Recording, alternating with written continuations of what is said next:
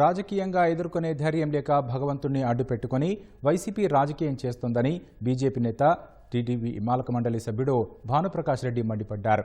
టీటీడీలో జరిగే పవిత్ర కార్యక్రమాలకు తాడేపల్లి ప్యాలెస్తో లింక్ ఉందని ఆరోపించారు. గత పాలనలో ధార్మిక క్షేత్రాన్ని ధనార్జన క్షేత్రంగా మార్చేసిన వైసీపీ నేడు గోశాల నుంచి గోవిందుడి వరకు ఎటువంటి ఆధారాలు లేకుండా కూటమి ప్రభుత్వంపై నిందలు మోపుతోందని ఆగ్రహం వ్యక్తం చేశారు.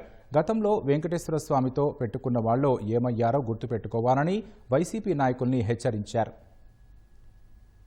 రాజకీయ నిరుద్యోగులుగా మిగిలిపోయినటువంటి వైసీపీ నాయకులు 2019 నుంచి 2024 వరకు తిరుమల తిరుపతి దేవస్థానాల్ని ఒక ధార్మిక క్షేత్రాన్ని ధనార్జన క్షేత్రంగా మార్చుకున్నారు. ధార్మిక క్షేత్రంలో అవినీతి అక్రమాలకు పాల్పడి అది వారి ఒక సొంత సంస్థగా మార్చుకునే ప్రయత్నం చేశారు.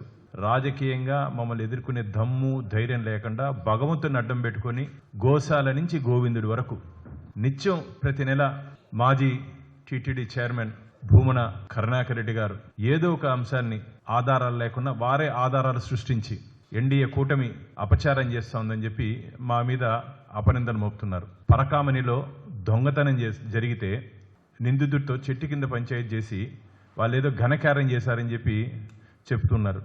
ఖబర్దార్ జాగ్రత్త. గతంలో వెంకటేశ్వర స్వామితో పెట్టుకున్న వారి చరిత్ర వారికి తెలుసు. వైసీపీ నాయకులు ముఖ్యంగా మాడి మసైపోయారు. మద్యం బాటళ్ళు వీళ్ళే తీసుకువెళ్ళి అక్కడ పెట్టి టీటీడీ మీద ధర్మకర్తల మండలి మీద ప్రభుత్వం మీద నెట్టడం ఎంతవరకు సమంజసం? కరుణాకర్ రెడ్డి గారు సిగ్గుండాలి. దొంగని దాతగా చేసిన ప్రభుత్వం వైసీపీ ప్రభుత్వం,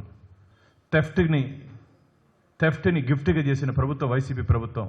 మీరు దేవాలయాల గురించి దేవుడి గురించి మాట్లాడితే దెయ్యాలు వేదాల వల్ల ఇచ్చినట్టుంది. మీకు అసలు దేవుడి గురించి మాట్లాడే నైతిక హక్కు లేదని చెప్పి భారతీయ జనతా పార్టీ తీవ్రంగా వైసీపీ నాయకుల్ని వైసీపీ పార్టీని హెచ్చరిస్తోంది. టీటీడీలో జరిగే ప్రతి అంశం తాడేపల్లి ప్యాలెస్లో లింక్ ఉంది, తాడేపల్లి ప్యాలెస్లో ఉన్నటి వాళ్ళతో లింక్ ఉంది, అన్నీ బయట పెడతాయి. ఖచ్చితంగా రాబో రోజుల్లో పాత్రదారులు, సూత్రధారులు, కుట్రదారులు, లబ్ధిదారులు ఇలాగే మీరు కానీ భగవంతుడి జోలికి వెంకటేశ్వర స్వామి జోలికి వస్తే ప్రజలు తరిమే రోజు దగ్గరలోనే ఉందని చెప్పి భారతీయ జనతా పార్టీ వైసీపీ నాయకుల్ని వైసీపీ పార్టీని తీవ్రంగా హెచ్చరిస్తున్నాం.